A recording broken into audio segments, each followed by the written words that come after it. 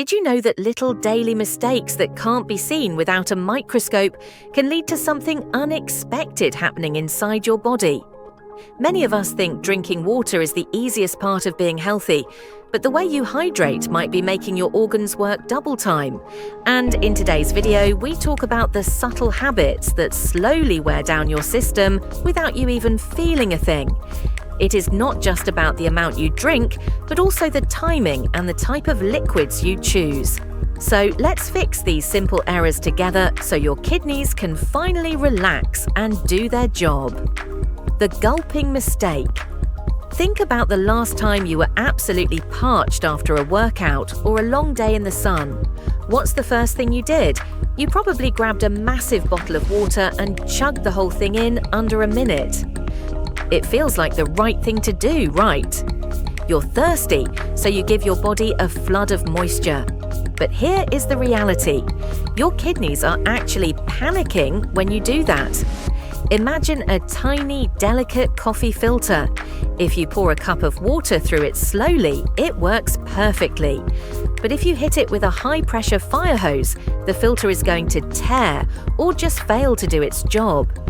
Your kidneys are those delicate filters.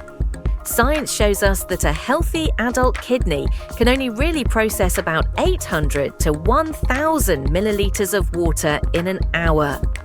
That is roughly 33 ounces. When you force a whole liter down your throat in 60 seconds, you are creating a massive, sudden spike in your total blood volume. This sends a surge of pressure straight into your afferent arterioles, which are the tiny blood vessels that feed into your kidney's filtration system.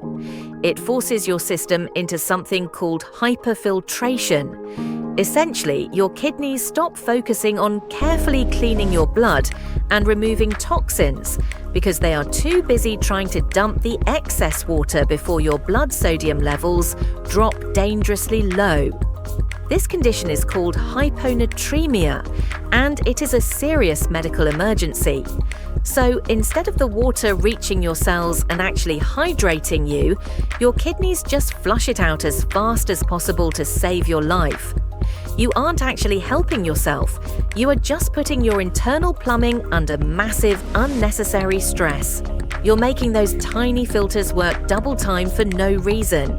If you want to actually hydrate, you have to stop the chug and start the sip.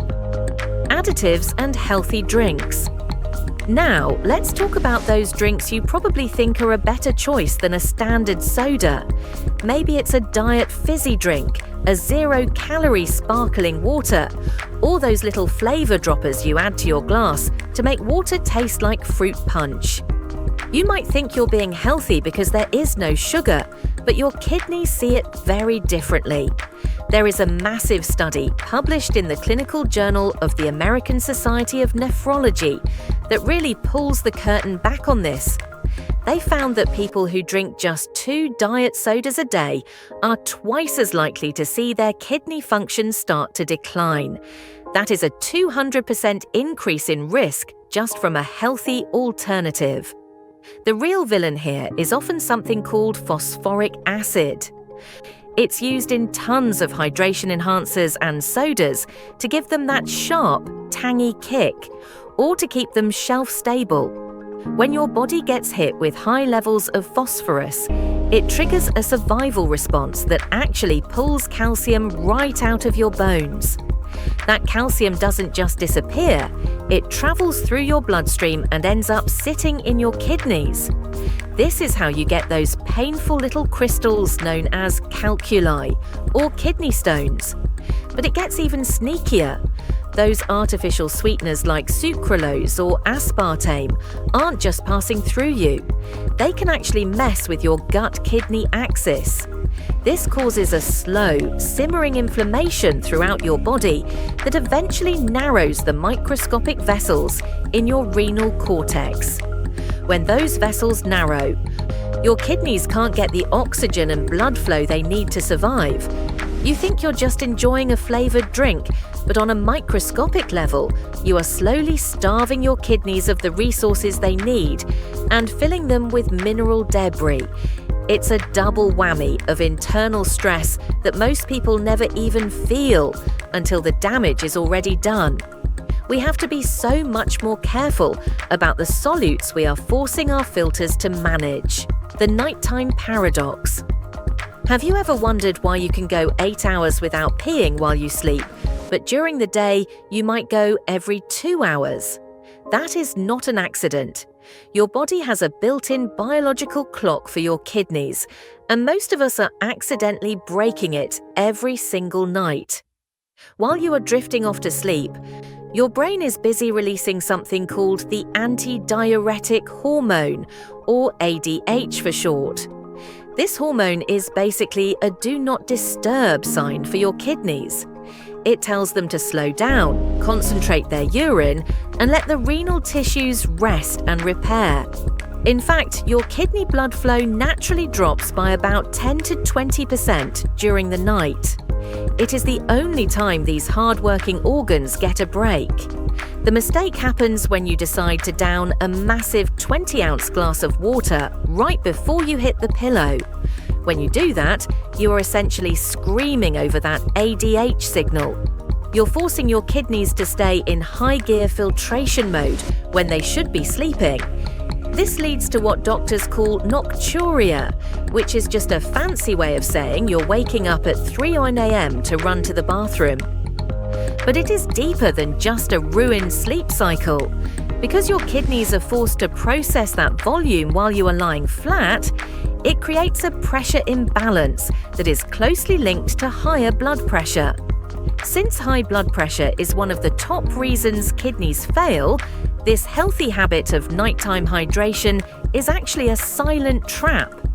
You are robbing your filters of their only chance to recover from the day's work. It is much better to front-load your water in the morning so your system can actually clock out when you do.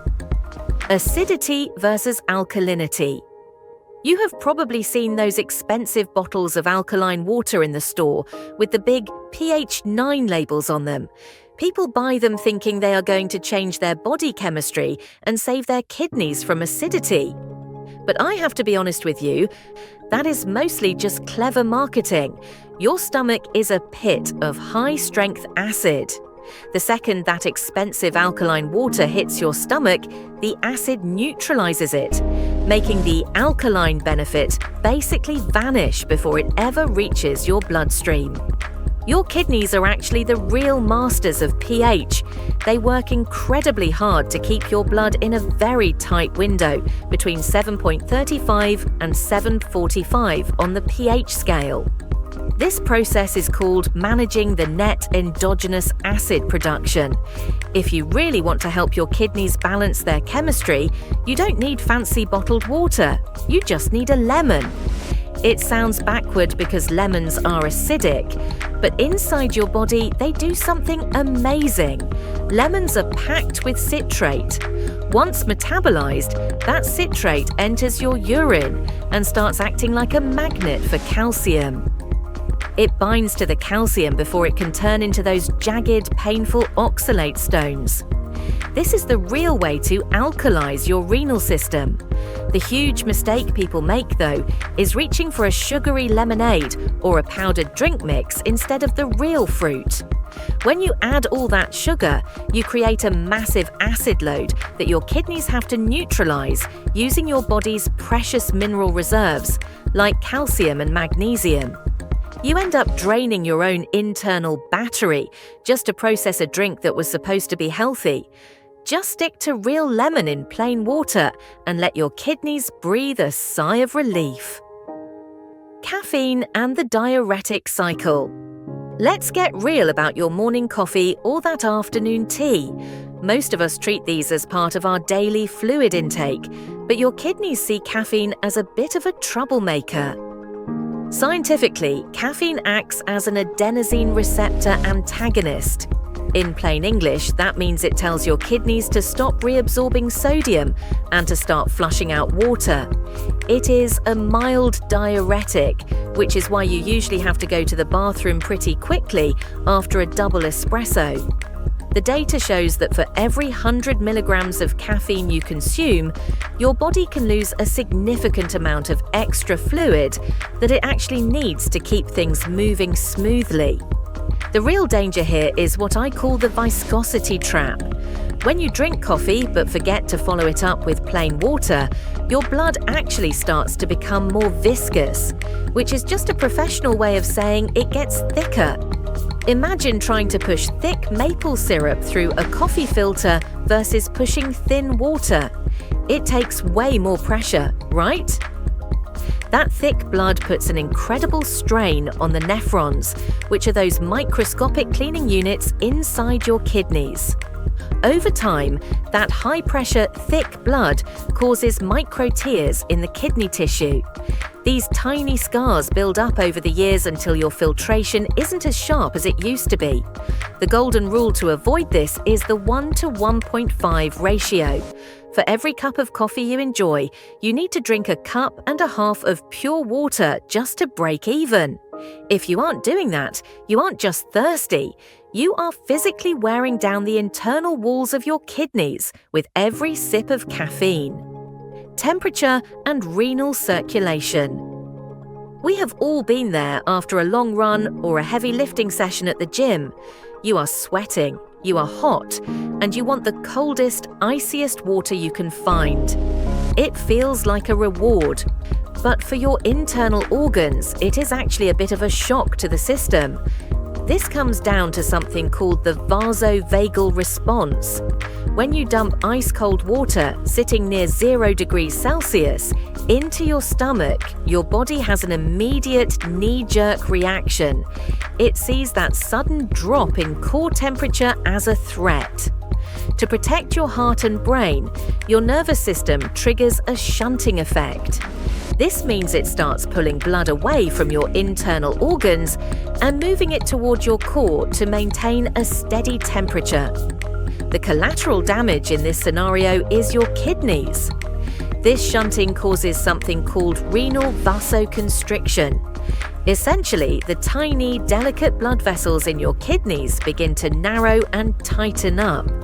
When these vessels constrict, the oxygen supply to your filtration units, the very things keeping your blood clean, drops for a short period. It is like trying to breathe through a tiny straw while you are running a marathon. These rapid temperature shifts might feel refreshing on your tongue, but they are creating a momentary suffocation for your renal tissues. If you do this every single day, year after year, you are subjecting your kidneys to constant, unnecessary stress. Switching to room temperature or even slightly warm water might not give you that ice-cold kick, but it allows for consistent, effortless blood flow. It keeps the oxygen moving and ensures your filtration system never has to gasp for air. Hard water versus soft water. If you have ever seen white, crusty buildup on your shower head or inside your kettle, you know exactly what hard water looks like. That buildup is a mix of calcium carbonate and magnesium, often measured as total dissolved solids or TDS. Now, a little bit of minerals in your water is generally a good thing, but when your water is excessively hard, you are adding to the solute load. Your kidneys have to process every single day. Every drop of water you drink has to be sorted and filtered. If that water is packed with heavy minerals, your kidneys have to work much harder to decide what stays in your body and what gets flushed out. It is constant labor for a system that never gets a day off. The real gotcha moment happens when people try to fix this by installing a water softener.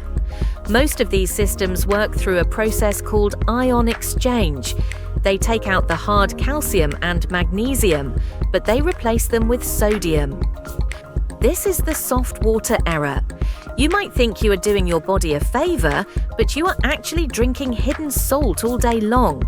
For anyone who might have early-stage kidney issues or high blood pressure, this extra sodium is a nightmare.